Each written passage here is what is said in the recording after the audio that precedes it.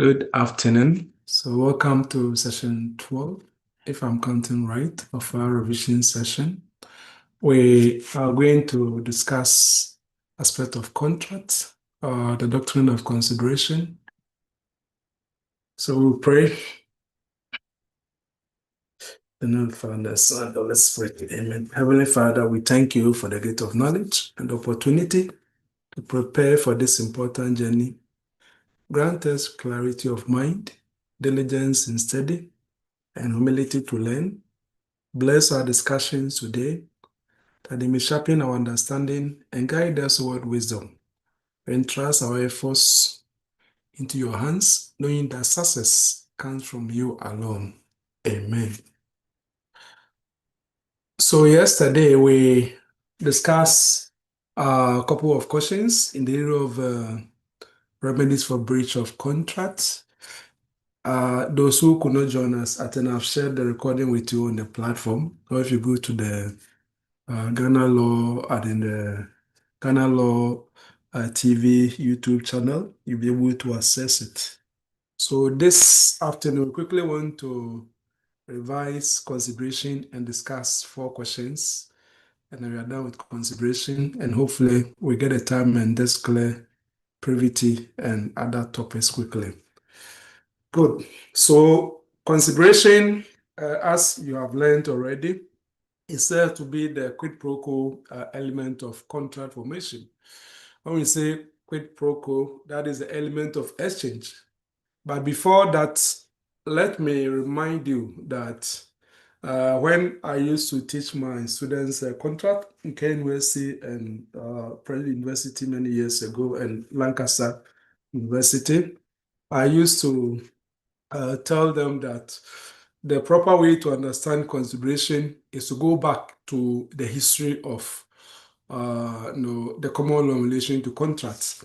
So as we know, we have 2 main types of contract, okay?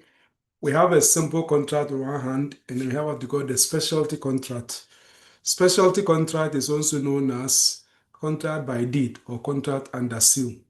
Now for specialty contract, because it has certain formalities already, it must necessarily be in writing, it must have the seal of the parties. And for that reason, the law is that it is enforceable without the requirement of any other evidence as to whether somebody has actually indicated that you want to be bound by it or not. Because a seal is your official mark of authentication, okay? In the past, now these because of technology and how the world have changed, seal is not as important as it used to be many, many years ago. Now, a seal was carefully kept under lock and key, because if a seal was put on something, it was a mark of approval, a mark of giving a solemn assurance that you stand by whatever document is saying, which has your seal on it. And that is why if there was any breach, the court could enforce what the document was saying. So that is the reason for saying that a contract under seal, especially contract, does not require what we call consideration. Now, apart from that, we also have what they call the simple contract, also known as the parole contract, okay? Simple or parole contract.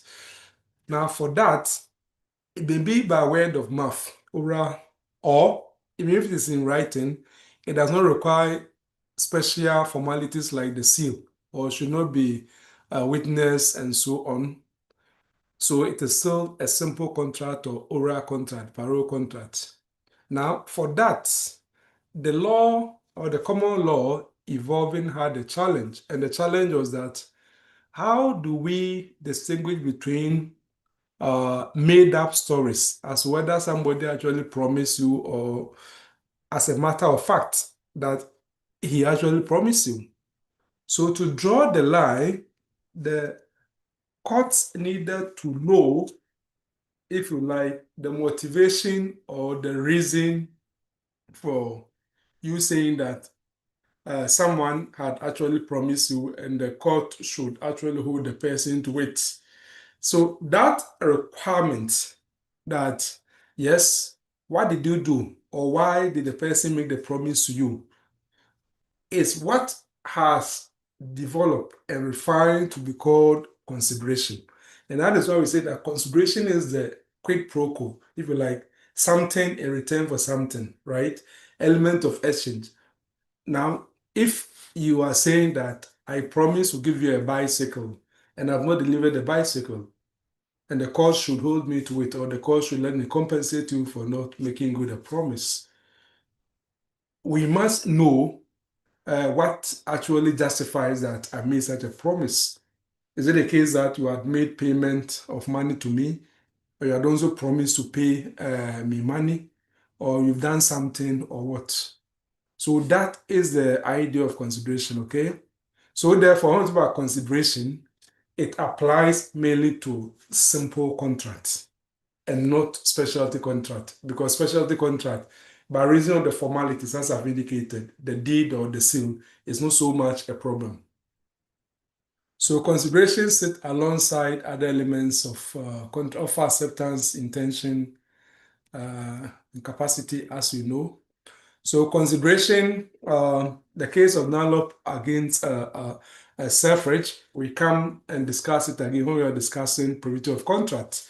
As you remember, that case is about a manufacturer made the tie, and then the tie was supposed to be sold to another, if you like, a middleman. And when they also resell it, they were supposed to make sure that the ties were not sold below a certain given price list in order to maintain a certain price for the commodity, what they call the price resale maintenance agreement.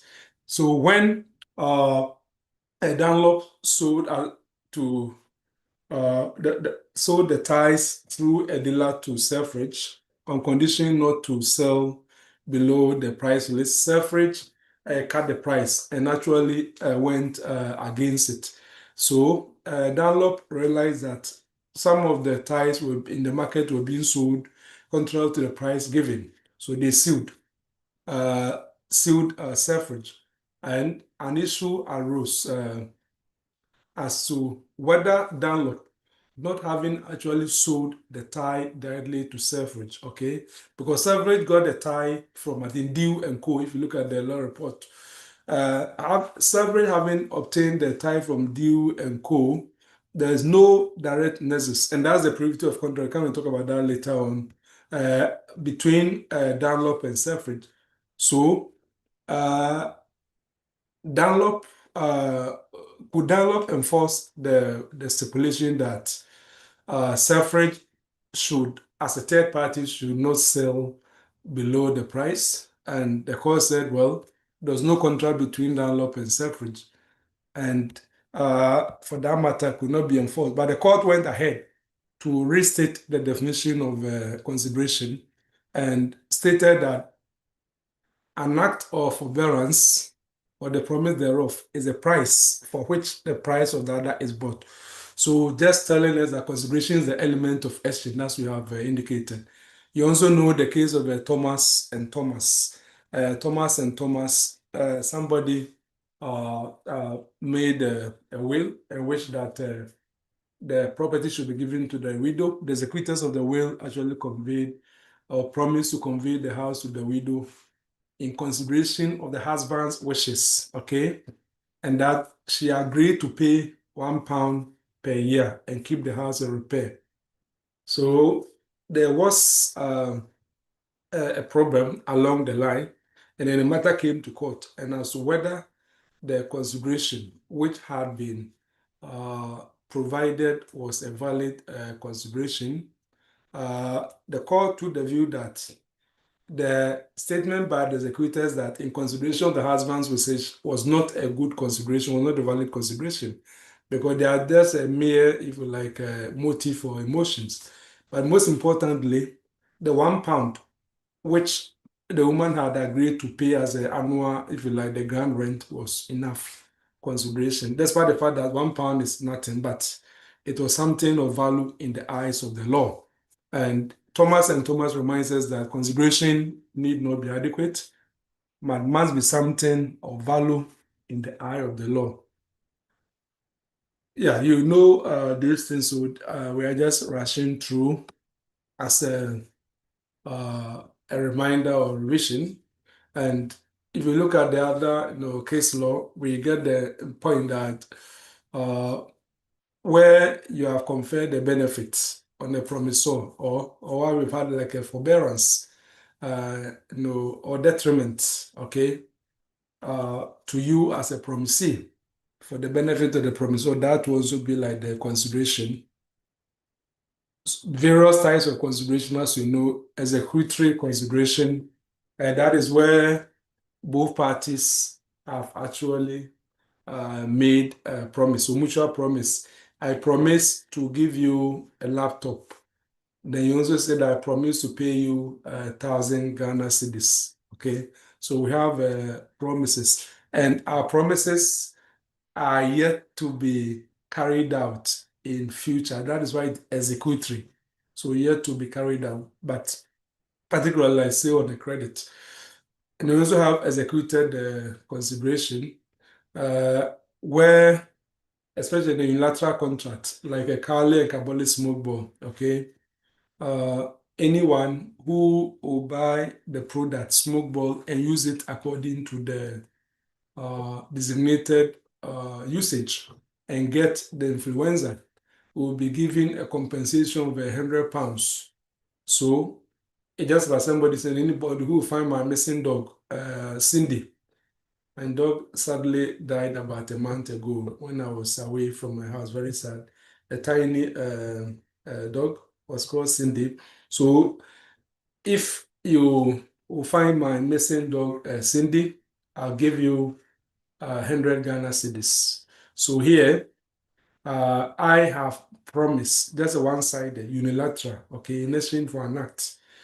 So um, the consideration will be you doing the required act. If you find Cindy, the dog, and bring it, you are provided consideration. Again, past consideration is only stated as a type of consideration, but as a general rule, past consideration, which refers to an act done before the promise is made, is not considered a good consideration. The reason being that there must be a promise before consideration and not a consideration before a promise. Simply put, somebody must have made a promise and then respond to that, the consideration, and not the other way around. So past consideration is the reverse. So if you look at the, let's say, Rescola and Thomas, somebody sold the horse, and when the horse was about to be taken away, the other party told the buyer that, oh, I tell you, you've not wasted your money at all. This is a good horse. Later on, it turned out that the horse was terrible, not a good horse. So he sued to enforce the statement that the horse was good. And the court said that, okay, what consideration have you provided to enforce the promise by the seller that the horse he was selling to you was a good horse? And said that the price are paid for the horse. But the court said that if you look at the sequence, you had made the payment before the statement was made, before that promise that the horse was good was made. And for that matter, your act of consideration is a past consideration and doesn't support the later promise. It was not good. The same thing apply in the case of Ray McArdle, as you remember. The wife of a beneficiary, the will made improvements to the family bungalow. Later on, other beneficiaries signed to pay her the money that she has expended, about £488 in consideration of the works that he had already done. And the court said that because she had already done the work, okay, before the promise to pay the money was made, that will be past consideration. So the promise was not enforceable. So, but this is a general rule. We have other exceptions, that is circumstances in which a past consideration will be treated as a good consideration, as happened in the case of Lampley and Brightwit. A very interesting case, very old case from the 17th century. Someone had committed murder, and there was a particular person who was supposed to have the ear of the king, okay? And that person was actually, entreated to go and plead with the king for royal pardon, something like what you call the prerogative of mercy, okay? Just like maybe in Ghana, somebody said, okay, maybe the chief of staff or maybe the president brother, okay, let's say Mr. Ibrahim is supposed to have the ear of, let's say, His Excellency the President John Dramani Mahama. So please, can you use your good relation with the president to convince him to grant me presidential pardon so that I don't have to bear the punishment for having been convicted for murder. That was a similar situation in Nampel and Blightwit. So the person did it, and after obtaining the pardon, okay, when he had been set free, he promised to pay, let's say, £100 as an appreciation, okay, for what he had done in trying to get the king to grant the royal pardon. But uh, somewhere along the line, I mean, typical of so many human beings, when they're in trouble, they are very nice people. When the trouble is over, they become different. So this man too behaved like a typical human being. He didn't want to make good his promise to pay the £100, and he was sued. So when he was sued, the issue arose as to whether consideration had been provided for the promise to pay the £100. And the consideration was supposed to be the fact that the man traveled from his village to where the king could be assessed several times and then got the king to grant the pardon. Now, the court said that this situation was distinguishable from those cases in which we say that a past consideration is a bad consideration. The reason being that the court said that there was a prior request, okay? So here, he had requested him to go and plead with the king. And it was reasonable under the circumstances that something could come out of it later. So subsequent to the prior request, having now promised to show appreciation by paying £100, the prior request which had been made and delivered on could be relied upon as a good consideration, as an exception to the rule that a past consideration is not a good consideration. So the takeaway is that where what is being relied on as a past consideration can, for example, be seen as having been requested by the promisor, then that could be a good consideration. Similar thing in the case of Ray Cassie patent Stewart against Cassie. We also have a statutory exception. What are some of the statutory exceptions? Well, if we look at the Limitations Act, we use to call limitations decree. There's this principle, what they call the acknowledgement, okay, revival of time bad debts. If you look at the law, for example, we talk about the fact, when we discuss remedies, we talk about the fact that simple contracts after 6 years, it become a statute or bad. Okay, so where you're supposed to recover debt for me and you've waited more than 6 years, technically, your right is unenforceable. Okay, but there's a way by which you can revive it. So let's suppose that you write to me a demand notice that I should come and pay, despite the fact that the 6 years have elapsed, and I reply, and probably I plead for a bit more time. Now, that letter or that act on my part will be deemed as a sign, if you like, a written acknowledgement. okay, which revives the right of action, despite the fact that the original 6 years have elapsed. And that can be relied upon as, if you like, as a good consideration. So therefore, if after the 6 years, having signed the acknowledgement of the debt, you don't honor it and you are sued, you cannot plead the fact that uh, the debt that you owe, which the person is relying on as a consideration, is a past consideration because you have signed the written acknowledgement of it, and that has revived the right of action from the date of the acknowledgement. So you played the time by if 6 years have run, but if the creditor has a written or signed acknowledgement or part payment, then the time will start from that moment and not the 6 years. So that is how it is. And we also have a bill of exchange. If you look at the Bill of Exchange Act, uh, which the law which regulates a bill of exchange, checks, promissory notes, and so on, a check or bill of exchange, uh, somebody having written or something that you pay a certain amount of money. Like, let me use check as an example. Check, for example, I write a check of 10,000 cedis for you against my bank, let's say GCB. Now, if the check, for example, is dishonored, okay, you can sue me for breach of promise to pay the 10,000 cedis, which is the face of the check. And then question may arise as to what consideration have you provided?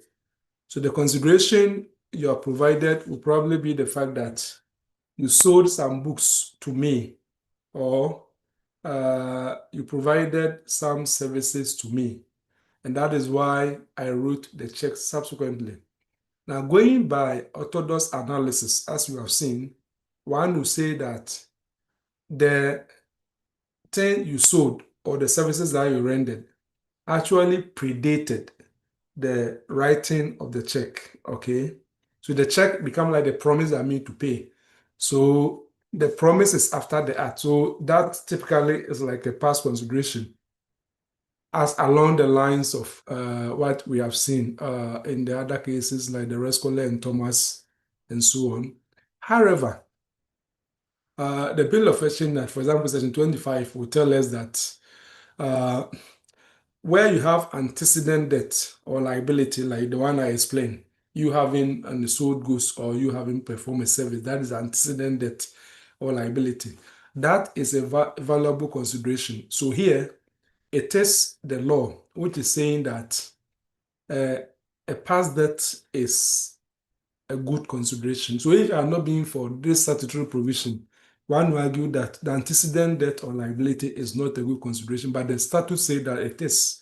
So let us keep that in mind. So when it comes to negotiable instruments like the bill of exchange, promissory note, checks, and so on, the statute expressly validates antecedent debts or past debts. So let's keep that in mind. Another thing worth remembering is the principle that consideration must move from the promisee to the promissor. In other words, the person seeking to enforce the simple, the parole contract should be the one that ordinarily provided the consideration. So you know the case of Twaddle and Atkinson, the two fathers of a young couple or a boy and a girl about to get married, and each of the fathers promised them that they'll be contributing a certain amount of money to support them. Now, of course, the father-in-law, that is the girl's father, could actually not come to terms with the fact that I'm giving my daughter to you and you still want me to be sponsoring. Then so probably he had a change of mind and was not actually paying. And so when the son-in-law sued the executors or the father-in-law, because the father-in-law died, when he sued them for the outstanding arrears from the promise that the father-in-law had made to support, an issue rose as to whether the contract between the two fathers-in-law, okay? This son-in-law, had he provided any consideration? In any case, he was a stranger. So the court held that the son-in-law could not enforce the promise against the executors of the father-in-law because he had not provided any consideration, quite apart from the fact that there was no proof of contract.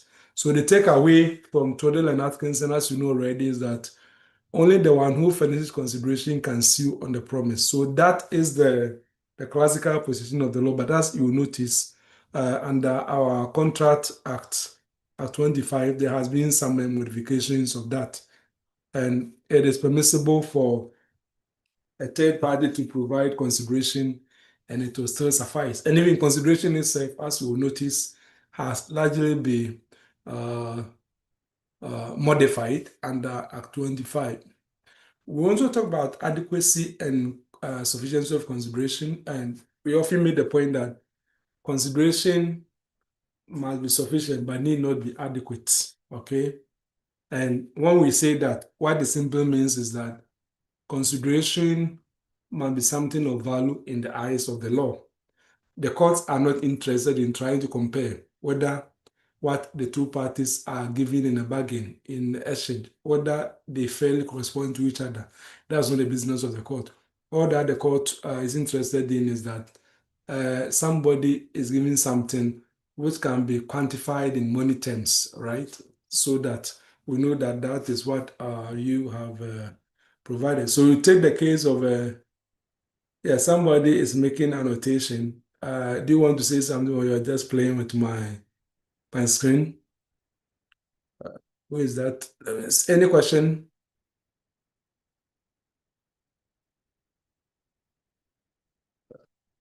Okay.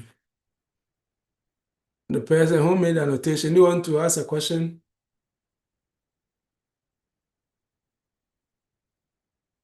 Go ahead and ask. Okay.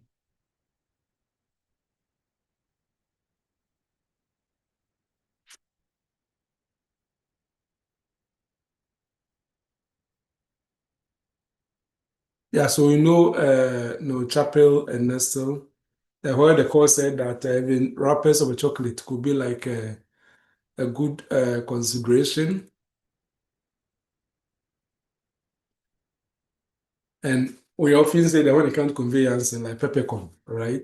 Peppercorn is supposed to be something very insignificant, and yet the court recognized it as a good consideration. And that was why, in the case of White and Bluet, the court said that no, somebody promising to release another from a debt to stop complaining to the father was not a good consideration because it's not something really of value in the eyes of the law. And as we have noted, consideration must be something of value in the eyes of the law.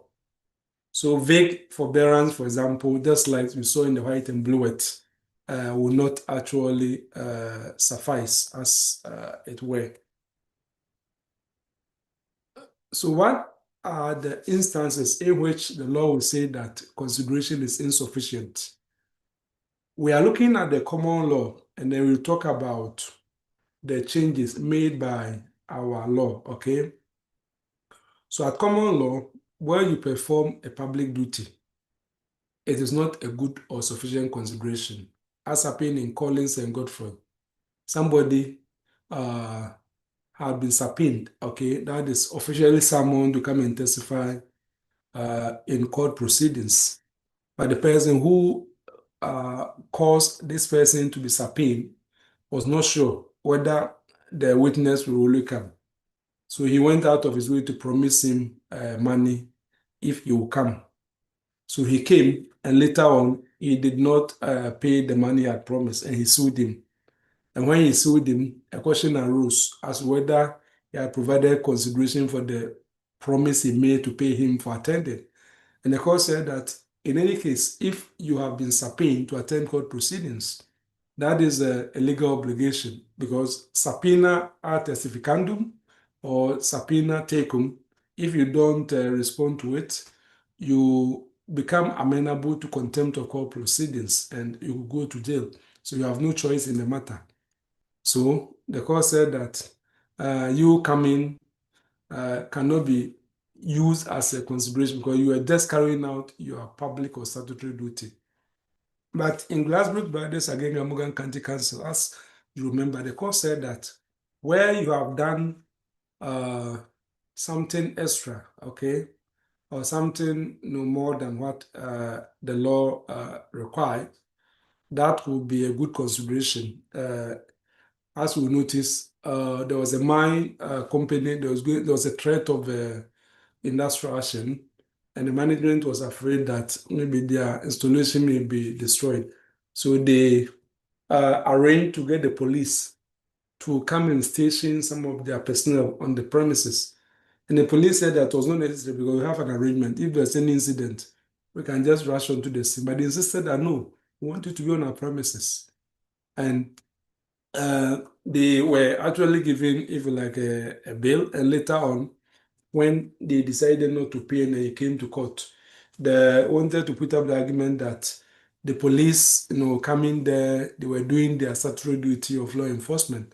But the court said that no, they had gone beyond their strict duty because it's not their strict duty to deploy personnel on private premises, including commercial companies' premises, as it were. So let us keep that in mind. Of course, you also remember the changes which have been made by our own law. If you look at, for example, Section 9 of our Contract Act 25, that the performance of an act or the promise to perform an act may be sufficient consideration for another promise, notwithstanding that the performance of that act may already be enjoyed by some legal duty, whether enforceable by the other party or not. So you notice that at common law, like cases like Stilk and Marrick, which you remember, the ship, where some of the workers actually deserted, and then the captain or master of the ship promised to pay the remaining seamen extra wages, and later on he decided not to pay. They sued, and a question arose as to whether he had provided consideration. And he said that under their contract of employment, they already enjoyed to work hard for the ship to complete its voyage or journey, so they had not done anything extra. So that was Silk and Marrick. Of course, in Hadley and Ponsonby, has to remember similar set of facts. The court said that because maybe the number of desertion was so huge, when the master of the ship promised to pay them extra, it should be understood as innovation. That is a new contract having come into being, and that was enforceable. But if you come to our own jurisdiction, Ghana, as we have quoted from Section 9 of Act 25, it says that where you promise to perform an act or you perform an act, okay, which is required to be done by law, or like us in statutory public duty, like in the situation in the Collins and Godfrey type of cases, or enjoyed by law in terms of maybe an existing promise, such as we have in the Silk and Marrick situation, it is still a good consideration. It is a good consideration. So our law has relaxed the common law rule regarding performing existing duty or public duty. So that is the takeaway, okay? But despite the fact that performance of existing duty or duty imposed by law is a good consideration, public policy consideration may also defeat it. For example, if you look at the case of Kessie and Charmant, you remember the ambassador whose services had been solicited to enable a Ghanaian company operating in Liberia to obtain, I think, a timber concession and some other things.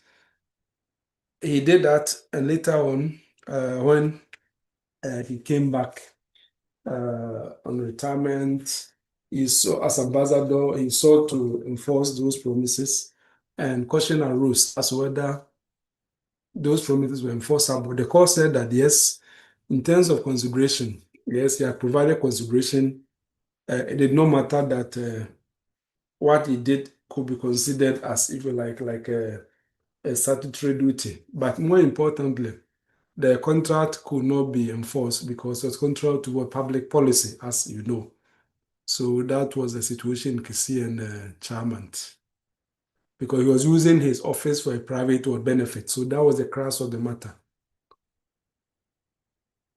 And similar points happen in Shandorf and Zeni, Ampofo and Ferini. So we've discussed Stilk and Marek, so we'll not go back to it, except to say that at common law, one exception to the Stilk and Marek situation was where a person has an existing contractual duty, okay, and he either threatened not to carry it out, and the other party who was supposed to benefit from it promised extra payment so that he will continue to do it and not breach the original contractual duty. Williams and Ruffy Brothers tells us that that could be a good consideration because, as you notice, in William and Ruffy Brothers, the main contractor had promised extra payment to the sub contractor, because if the subcontractor had actually not met the deadline, it was going to let the main contractor default in meeting the agreed timeline, and that would have attracted some liquidated damages for delays, as it were. So they promised the subcontractor extra, and the subcontractor actually delivered. And later on, the main contractor didn't want to pay. And question arose as whether the subcontractor had provided consideration. And they said that the consideration was that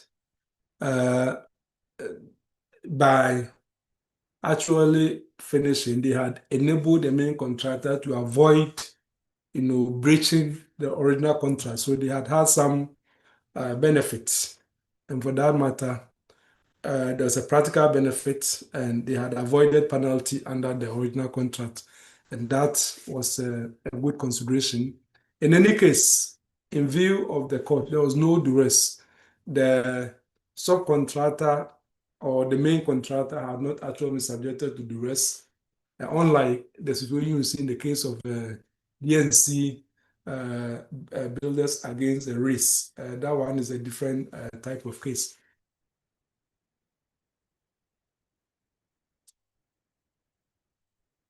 Yeah, so at common law, we've also talked about the fact that duty owed to a third party, as a general rule, cannot be a good consideration. But under our law, as we notice that a third party can actually provide the consideration.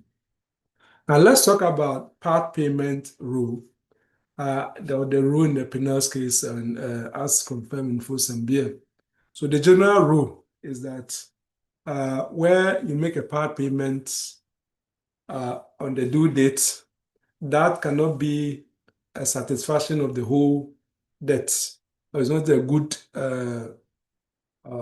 consideration unless fresh consideration had been made. In other words, you owe somebody 10,000, okay? You're supposed to pay it on the 16th September. Then the person said that, okay, if you can pay 5,000 cedis by 2nd September, I will write off the whole debt so that you don't owe me again. Now, that is good.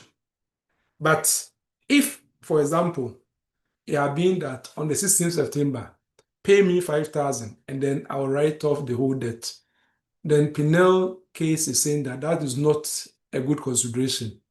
So if you make part payment on the due date, let's say the 16th September, then that is not a good consideration.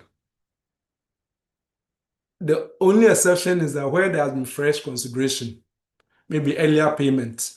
For example, if instead of the 16th September, you are paid 2nd September, then if I promise that, okay, pay on 2nd September, then I write off the rest of the debt so that on 16th September, you are not obligated to pay anything. That one is a different matter, okay? So the part payment rule says that where you make a part payment of the debt on the due day, as a general rule, that is not a good consideration to support the promise to forego or to waive the rest of the debt, the remaining debt. Like force and bear, the same thing, principle. No, somebody had a judgment debt and the judgment creditor decided to allow the judgment debtor to pay by certain installment and that she will not claim interest, which ordinarily should accrue on the judgment debt. So the judgment debtor, Dr. Fuchs, having actually paid, no, the judgment debtor having actually paid according to the agreed installment. Prof, me try the online according, right? Having actually paid the judgment debt according to the agreed installment, later on, the judgment creditor decided to pursue the accrued interest on the judgment debt. And Dr. Fox put up the argument that you cannot do that because we had an agreement that I should pay the judgment debt according to the agreed installment. Now, the court held that Ms. Beer was entitled to claim the interest because Dr. Fox had not provided any consideration by Ms. Beer that she waived the interest accruing on the judgment debt. But if you look at Section A2 of our Contract Act, you notice that it has abolished the common law rule of part payment. So Section A2 is to the effect that a promise waive the payment of a debt or part of a debt or performance of some other contractual or legal obligation shall not be invalid as a contract by reason only of the absence of any consideration therefore. So that effectively says that the creditor's promise to waive is binding and there's no requirement for consideration under our law. So let's keep that in mind.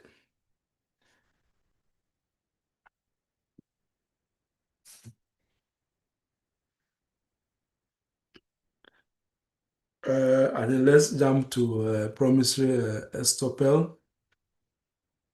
Promissory estoppel, I mean, that is an interesting area for contract teachers or examiners. So when you learn consideration, you must also know promissory estoppel. So promissory estoppel, in a sense, is a way of circumventing the part payment rule in the Penals case and in the Foss and Beer. And it had already been articulated in the old case of Hughes against Metropolitan Railway, okay? That principle had already been articulated there, but it was made popular by Lord Denning later on in the High Trees case. So it's not the case that Lord Denning actually developed the promissory estoppel, it's already there.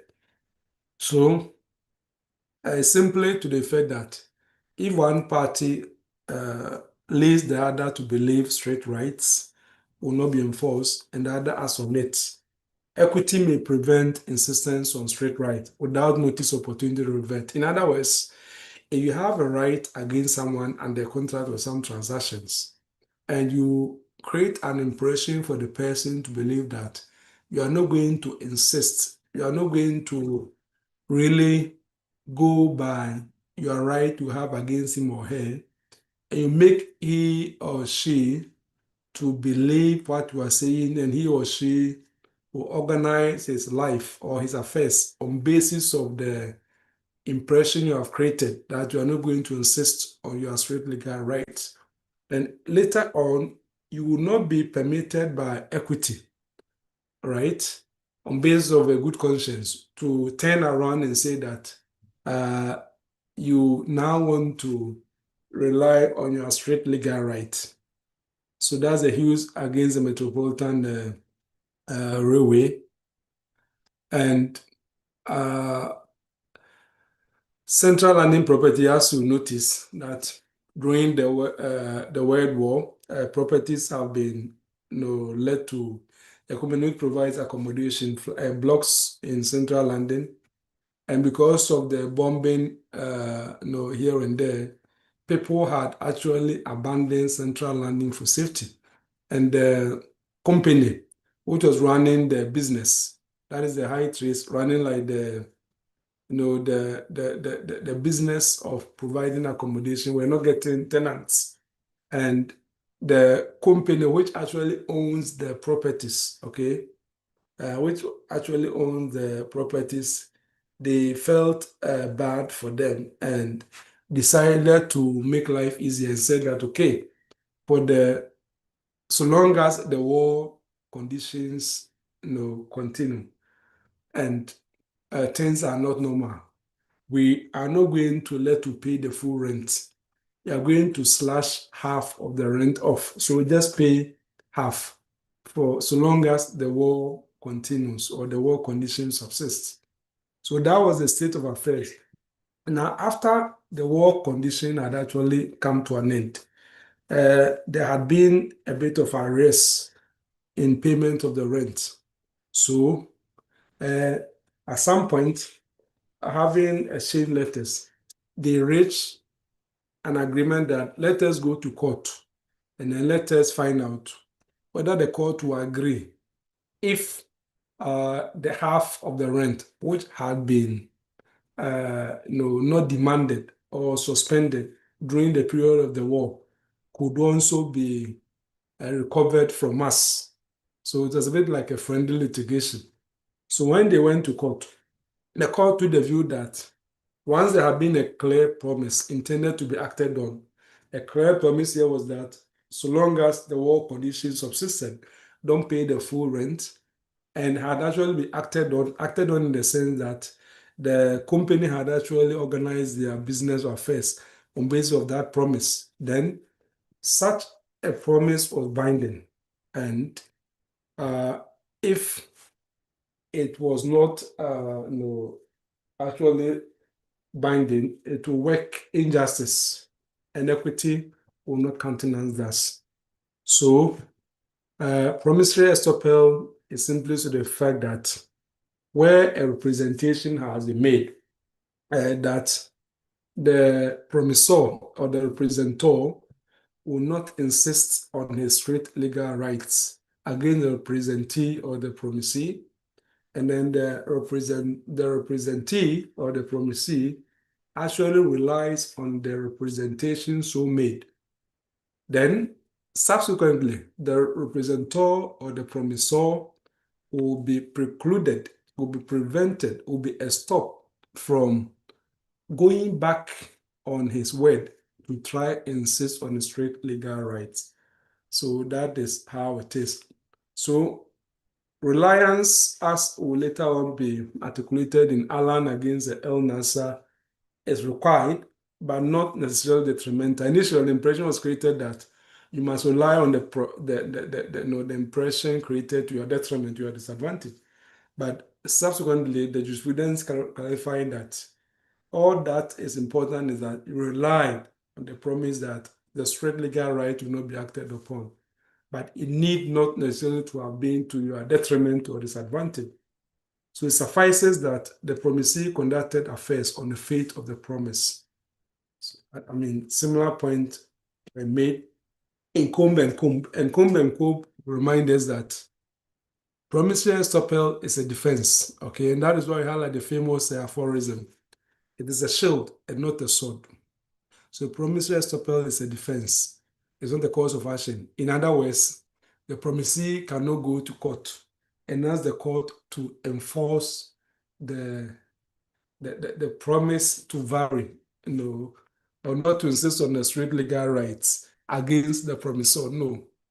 On the other hand, the promisee will have to wait. If the promisor decides to take an action against the promisee for having defaulted, then the promisee will face that with the defense and say that, but you made the representation that you're not going to insist on the strict legal right, and I base myself upon that.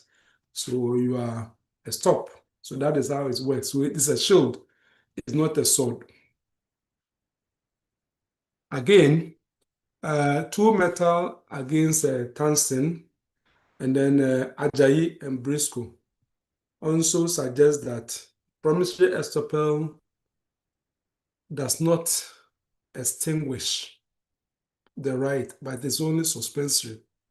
That is to say that the promisor may revert to the strict rights on reasonable notice, giving the promisee a chance to resume possession. In other words, just like if you take like the Central Line case, they said that for the period of the war we suspended, we are not going to demand the full rent. Meaning that if the promisor wants to resume the original scope of rights against the promisee, he must give notice to the promisee that the promisee will know that we've gone back to the original terms and no longer the varied terms, as it were. But of course, where you have acted unjustly, as in the DNC builders against race, where economic pressure was brought, then estoppel will not actually act. As you remember, some workers had actually done the work, and the wife of the man they did the work for went to them and said that unless they accepted the lower payment, you're not going to get anything. And because they were hard pressed, they accepted the payment. And later on, they sought to demand the rest. And the question was whether their initial implied statement that they were accepting the lower payment offered by the wife to actually end everything, whether that was binding. And then the court said that there was some inequities over there because they have been subjected to economic pressure, and that was not binding. Now, let us also note that under our law, if we look at section A2, section 8, subsection 2 of Act 25, first, a promise to waive the payment of a debt or part of a debt or the performance of some other contractual or legal obligation shall not be invalid as a contract by reason of the absence of any consideration therefore. So therefore, our section 8.2 with respect to waiver promises, like waiver promises or even like the variation of contractual rights, I think it provides a firmer protection against the estoppel as we have in the high trees case, because here it is the law which is saying that a promise to waive is binding. So you don't need to show that the other party actually rely upon the promise or not, as the requirements for promissory estoppel will let us know under high trees case, and then Ajayi, El Nessa, Kumbenkum, Two Meta, and those type of cases. So let's keep that in mind. But if you look at section 26 of the Evidence Act, we also have this estoppel by own statement or conduct. So an argument to be made that quite apart from the common law, we have also given some legislative footing. So section 26 of the Evidence Act says that except as otherwise provided by law, including a rule of equity, when a party has, by its own statement, act, or omission, intentionally and deliberately caused or permitted another person to believe a thing to be true and to act upon such belief, the truth of that thing shall be conclusively presumed against that party or his successors in interest in any proceedings between that party or his successors in interest and such lying person or his successors in interest. So, in a sense, Section 26 has provided a statutory foundation for estoppel in our law. And as we have just quoted, that a party may be precluded from denying the truth of a state of affairs, which by words or conduct they intentionally cause or permitted another to believe and act upon. So before I move on to look at the questions, I would like to pause here if you have any clarification to seek. Otherwise, we have some few questions to discuss.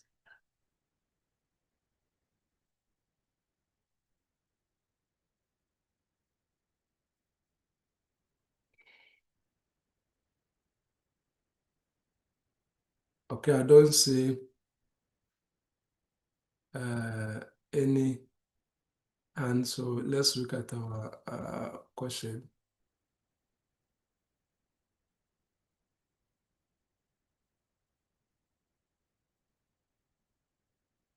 So please look at this question. There is also a past question I think I have used some years ago when teaching some students. Yeah, so look at the question and try and put down some points before I come to discuss with you, okay? And I'd like to take one or two responses from you.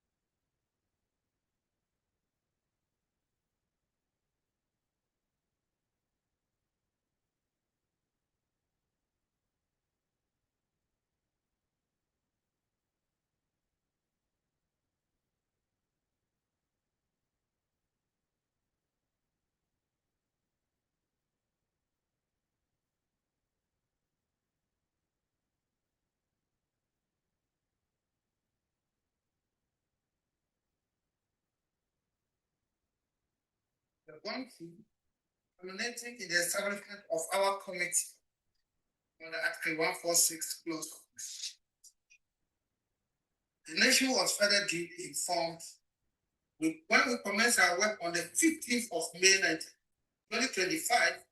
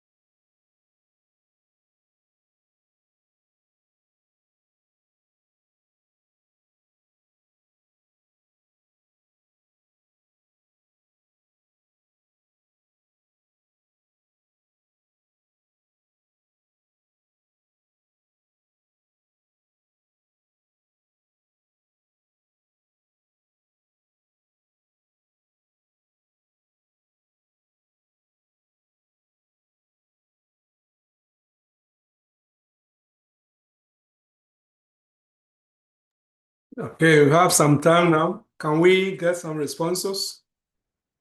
Yeah, will anybody share his or her thought with us with respect to what is required in this question? On 1st December, Colin agrees to construct a swimming pool for Dave at the price of 3,000 Ghana cedis. Completion by and payment on 1st June. Colin subsequently purchases salt from Eric. The price of 500 Ghana cedis will be on 1st April. Colin has miscalculated the cost of construction and by March is in considerable financial difficulties. He explained his pride to Dave, who gradually agrees to increase the price of the pool to 3,400 Ghana cedis, of which 400 is to be paid on 1st April. At the same time, Colin says to Eric, you have to accept just 400 Ghana cedis on 1st April.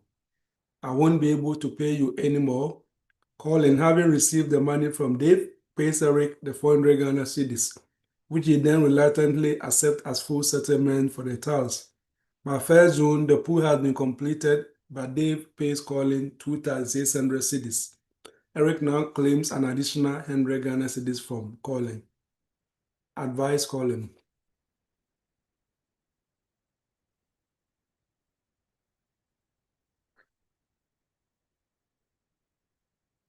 Anybody?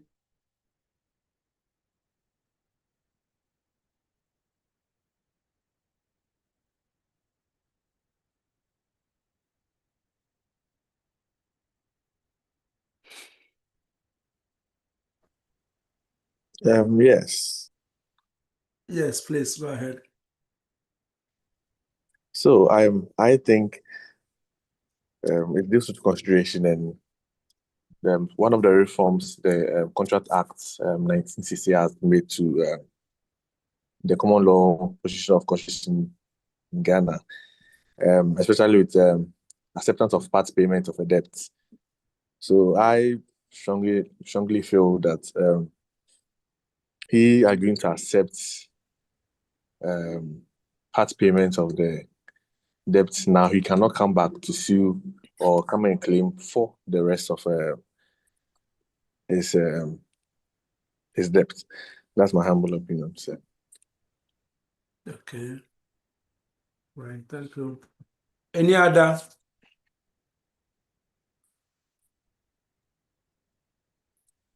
Doc, Yes. yes, like my brother just said, we are looking at consideration. Key principles that we are going to look at it is the common law position on part payment of a promise to forgo one's legal obligations as in the common law and compared to that of Ghana's position. And we are also looking at I think promissory estoppel. Then we are also looking at another aspect of adequacy of consideration. So these are things I've also gathered. We are looking at whether or not the claim of the extra 100 is valid. These are the things we are going to look at. Right. Thank you very much. I want to hear a lady's voice now before I move on.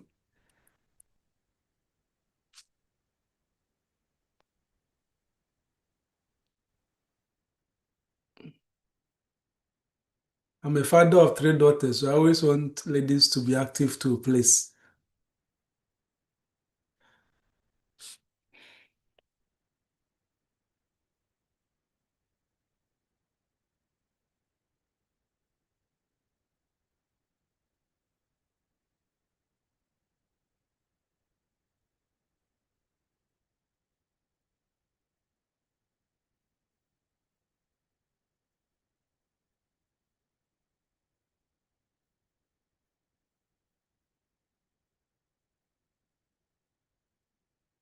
And ladies,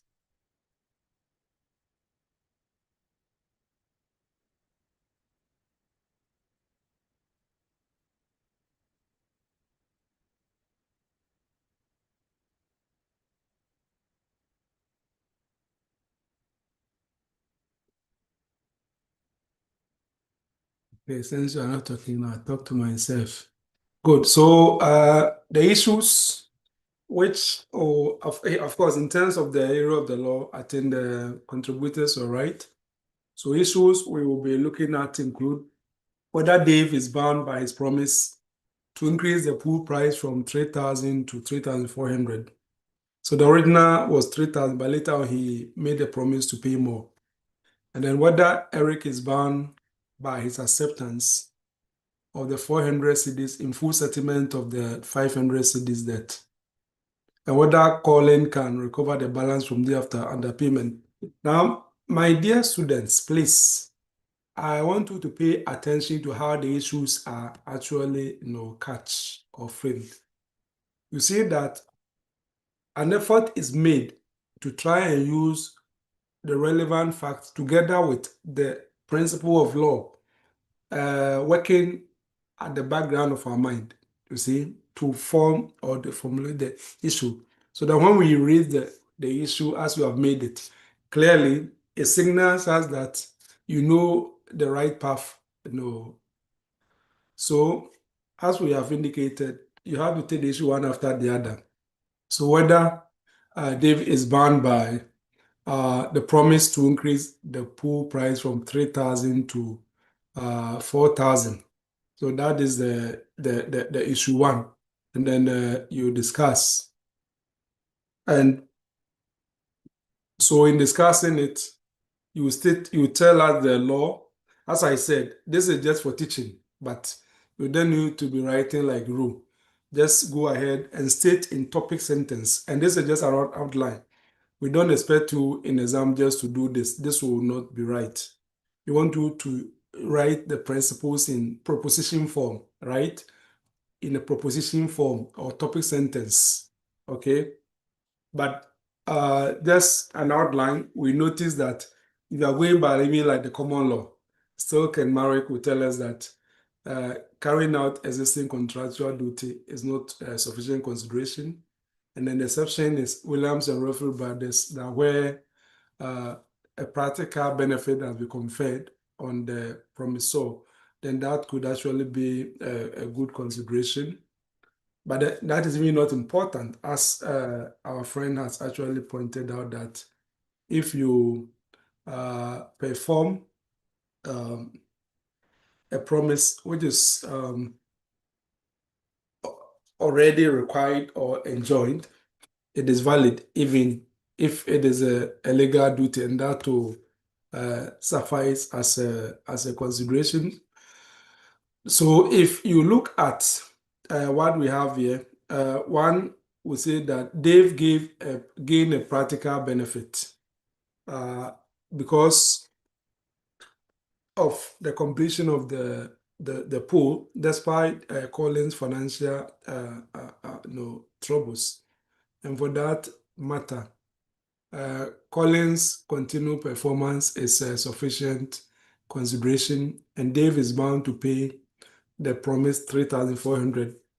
But if you take, as I said, if we take our law, the issues of even Stoke and Marek and then the Williams and Rutherford brother is not really a big deal, because our statutory provision says that where you are enjoined by a legal duty, be it another existing contractual promise, a public duty, it is still a good consideration. So that one is binding. And again, we have another issue with respect to that's what the other person started with, I think the part payment issue. Whether Eric is bound by acceptance of the 400 Ghana cedis in full settlement of the 500 cedis debt. And again, you have to tell us what the law is. And as I told you, you have to be formal. Don't do it like how we have done it in this teaching outline, okay? This is just for teaching outline. But in your answer, you must write the principles in full sentences, proposition form, right? Or topic sentence form, together with the corresponding authorities. But the substance of the relevant law here will be, yes, of course, you notice the Pinel's, the rule in the Pinel's case, that part payment is no satisfaction unless fresh consideration at common law will have been applicable. But again, unless somebody can answer this without going through the route of the Pinel, and then just start right from section 8 subsection 2, because that is the law. Section 8 subsection 2 says that a promise to waive is binding. Whether or not there is no consideration, it is still binding. So that settles it. But then if you want to display that you understand the law beyond the average, then you have started by saying that yes, at common law, as reflected in penal case and Fos and Beer, part payment it cannot be a satisfaction for the whole debt unless first consideration is provided. However, under Ghanaian law, per section 8, subsection 2 of the Contract Act 1925, a promise to waive a debt is binding, even where there is no consideration. And you have actually made your point. Then you go ahead and then you do the application and the analysis. So here you see that Eric accepted the 400 cedis as full payment. If you go to the story, like if you go to the facts, and we see it over there, we see it that you have to accept just 400 cedis from first April. I won't be able to pay you. They are told that pays Eric, which Eric receive, he pays Eric 400, which he then reluctantly accepts as full payment for the tiles, isn't it? Good.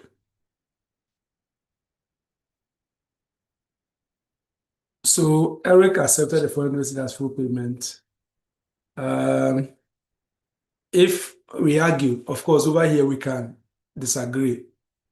When it comes to the application and the analysis, we can disagree, but we cannot disagree on the law. We must all state the law correctly. But in applying the facts to the law and the analysis we are making, there can be disagreement. That is why, even in court, we can have a group of judges who disagree as to how the law should apply to a particular set of facts, or lawyers disagree. That is quite legitimate, but we cannot disagree on what the true position of the law is.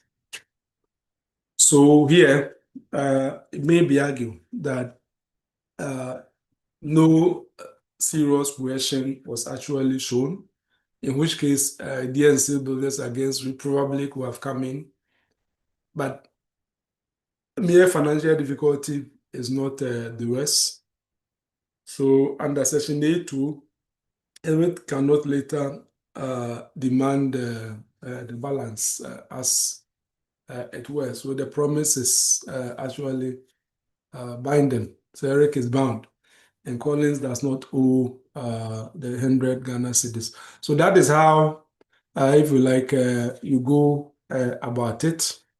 And the other one is about the Davis under payment. And failure to pay full agreed price, of course, the breach of contract. And that one, you apply what we'll be discussing in the previous lessons. So Dave owed 3,400, but he paid 2,600. And for that matter, Collins is entitled to the balance, which is the 800 Ghana cedis, so he may sue. So as I say, you must always have the overall conclusion. So Collins can enforce Davis' promise and recover the 800. Eric cannot claim an additional 100 Ghana cedis because waiver is binding under Section 8, Section 2 of Act 25. Let's take this question. It's an essay question, and the question was this: what is, this is also a past question I've done before. What is or what are the purposes of the doctrine of consideration? Is the doctrine of consideration and its related equitable doctrine of promissory estoppel still necessary in the light of Act 25? Well, there has been some debate, okay, that strictly speaking, if you look at Ghanaian situation, since 1960, one could argue that the way we should even discuss consideration in contract should be completely different. But then if you look at the case law and the text writers' commentaries, we still behave as if Act 25 has not done much. So that is the purpose of this question. In view of the modification of the doctrine of consideration by Act 25, is consideration still necessary? So that is the question. Of course, Professor Donna Hammond has an old article which is still very useful. And in the modification of the consideration doctrine at common law, if you haven't read it, please read it. You can just get it from University of Ghana Law Journal, and that is on the Law Finder, if I am not mistaken. So as we have already indicated in the introduction, consideration for simple contract, okay? We can always even start from the two types of contract, specialty contract and simple contract. Specialty contract has formalities including sales, so there's no requirement for consideration. A simple contract may be in oral form or may be in writing without the need of a seal. And for that matter, there may be difficulty as to its genuineness. So therefore, consideration, which is the element of etching, comes in to serve evidentiary function. It shows seriousness of the promise. And that is why even Thomas and Thomas will say that £1 will even suffice. And again, consideration is the quid pro quo, the element of etching. So if you are using the bargain and theory, that is somebody is giving something in return for something. There's that kind of reciprocity, okay? And it distinguishes, promises from gifts. So it distinguishes the enforceable promises from bare promises, what we call the nudum pactum, or there's a gratuitous, if you like, the promises or gifts. The contract is not about gratuitous promises. It's not about naked promises or nudum pactum. It's about enforceable promises, and consideration enables us to do that. So consideration serves as a filter, drawing the line between ordinary, if you like, ordinary, social promises and so on, from a serious enforceable promises, as it were. But so still, part of the first aspect of the question, there have been some criticism of also what the consideration is, that is too technical and formalistic. As you can notice, if you look like the old cases, especially when it comes to adequacy and sufficiency, the cases like the Stilk and Marrick, Adley and Ponsonby, William and Ruffield brothers, and then the case of Collins and Godfrey, Glamorgan and County Council, Sheffield, UAC against Harris. If you look at all those cases, you notice that there are some unnecessary technicality and formality as far as the consideration as the doctrine is concerned. And sometimes it can also frustrate a genuine agreement, like we saw in the McArdle. And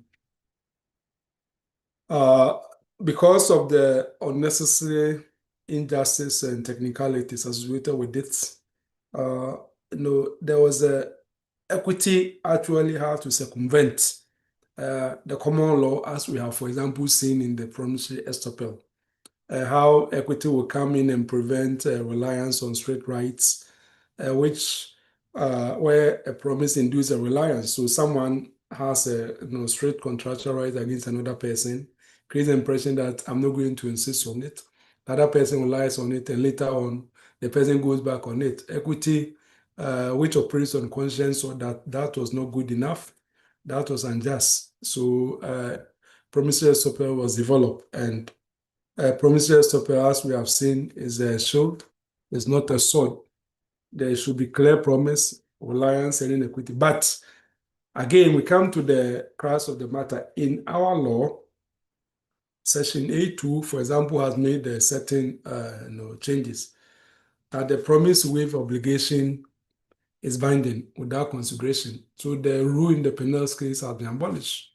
And since the rule in the Penals case has been abolished, promissory estoppel, for example, one will argue is even not important, because promissory estoppel, when properly understood, was a way of overcoming the problem associated with the rule in the Penal case.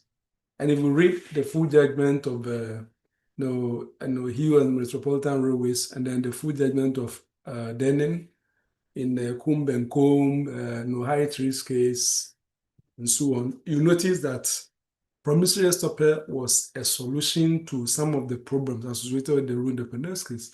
But here is the case, Section A2 has effectively abolished the rule in the Penal case, meaning that if someone has promised to waive a contractual right, that promise is binding, regardless of the fact that there's no consideration. So therefore, that which was supposed to be like a solution is rendered redundant because the problem has actually been abolished.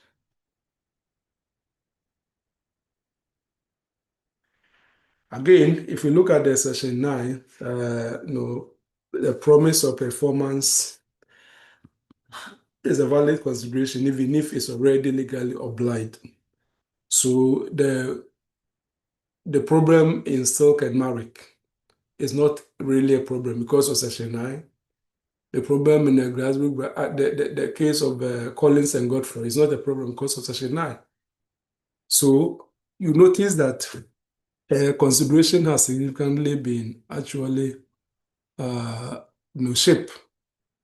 And of course, our own Section 26 has created estoppel by conduct or by statement, meaning that it's not necessary for you to even look for all the requirements for application of promissory estoppel. That there should be clear promise, there should be reliance, there should be this, there should be that, as under the high trees or the promissory estoppel in equity. But Section 26 just make it quite straight that if by your statement or your conduct you've actually created a certain impression, then you are bound by it, as it were. Well, so after this exposition, you need to do some evaluation or assessment. So we could say that our law reduces reliance on the common law consideration, meaning that the common law doctrine of consideration has largely be rendered redundant or unnecessary, as we see from Section A2, which abolishes the the rule in the Penal case of promise on waivers. Section 9, which abolishes like the rule in Silk and Marrick, the rule in the Collins and Godfrey, and also even Section 8, subsection 1, which abolishes, if you like, the rule when it comes to open office. Now, Section 8.1 will say that a promise to keep an offer open is binding, regardless of the fact that no consideration has been provided.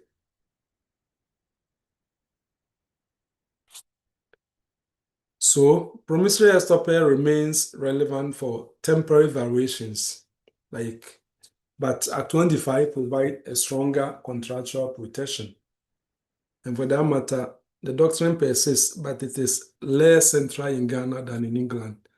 So that is what we should note. Yes, it is there, but it's not really crucially important as under English law now.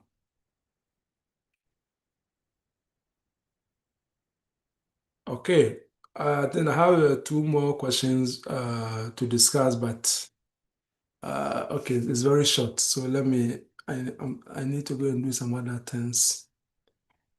Okay, Kwame, a businessman, urgently requested AMA, a consultant, to negotiate with the Environmental Protection Agency on his behalf. AMA successfully secured the necessary approvals, after which Kwame promised to pay her 10,000 cedis. He later refused, claiming past consideration is no consideration, advised AMA. I'm sure this is pretty straightforward and everybody here can answer it. So somebody should answer it for us. Quick, please. This is the easiest question so far. And I hope you go to exams and you get an easiest question like that.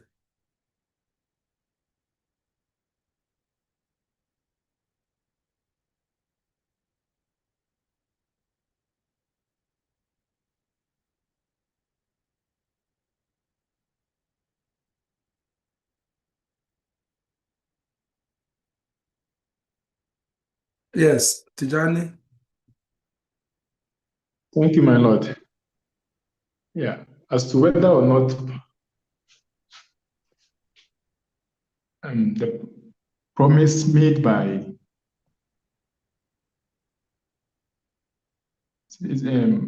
Amma, that is Kwame urgently requested Amma, whether the promise made by Amma to Amma will be binding. That is the past consideration will suffice as a good consideration. So first of all, under the decision of Hammer versus Sidri, the court emphasized that if there has been a specific request for which reason an act was being performed and it has actually resulted to an injury or a detriment, then of course there will be to suffice as a good consideration. So first of all, there has to be a specific request for the past consideration to be done, for which reason there was a reliance on that. And it has actually caused a detriment, which of course the law wouldn't abandon such promise, and it will be unfair if the court actually refuses to enforce such promise. Okay. Thank So you, if I my lord. understand you, you are saying that he's entitled to enforce a promise? Yes, please. Okay.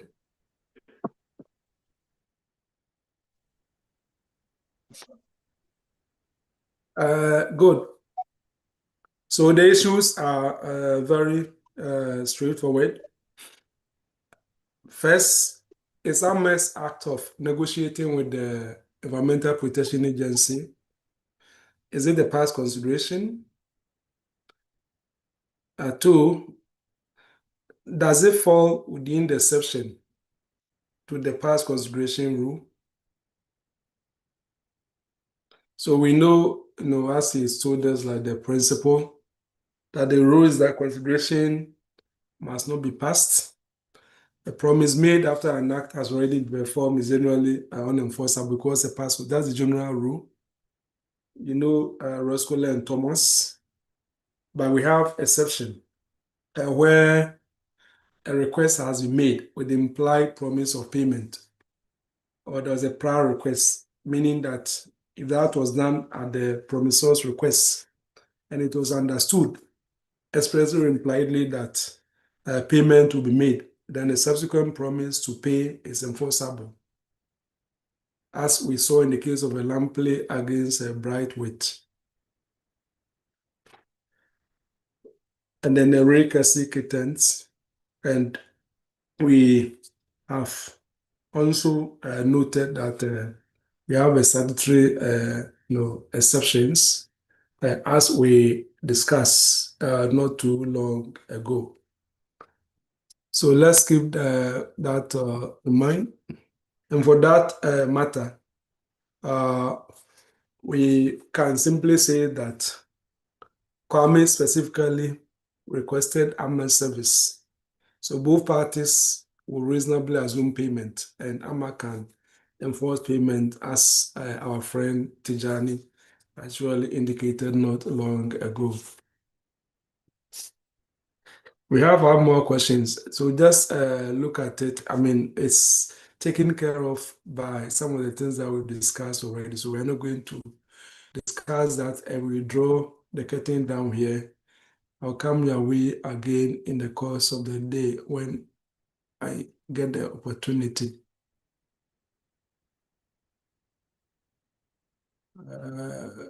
Okay. Right. Thank you very much. So let's pray. We start with God. Gracious Lord, we are grateful for the time spent in learning together. May the lessons gained today remain in our hearts and minds. Strengthen us for the work ahead. Calm our anxieties. Guide us to recall with accuracy what we have studied. and help us to know every question which will come our way on the day of exams. May all our efforts bear fruit to your glory and the service of justice and humanity. Amen. Amen. Amen.